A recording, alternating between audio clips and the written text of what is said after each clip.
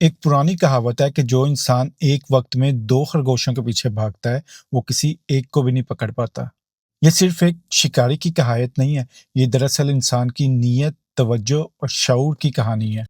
ہم زندگی میں ہمیشہ یہ سمجھتے ہیں کہ ہم ہر کام کر سکتے ہیں، تعلیم بھی، کاروبار بھی، سوشل میڈیا بھی، دولت بھی، شہرت بھی، لیکن نتیجہ نہ کاروبار مکمل ہوتا ہے، نہ علم گہرا ہوتا ہے، نہ رشتے نبھتے ہیں اور نہ ہی سکون ملتا ہے۔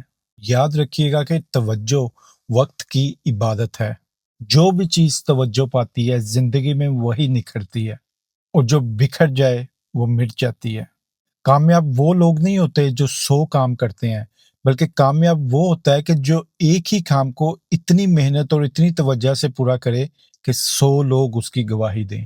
یاد رکھیے گا کہ ہر راستے پر چلنے والا انسان کہیں بھی نہیں پہنچ پاتا۔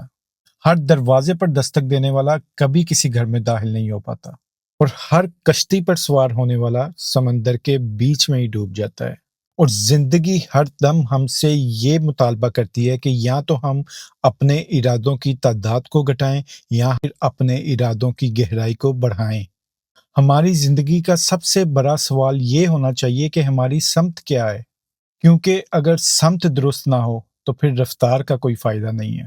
فلسفہ ہمیں یہ یاد دلاتا ہے کہ کامیابی وہ درخت ہے جو ایک بیج سے اگتا ہے، تو اس لیے صرف ایک کام چنیں اور پھر اس میں خود کو فنا کر دیں، اور پھر دیکھیں کہ وہ ایک کام آپ کو کہاں لے کر جاتا ہے۔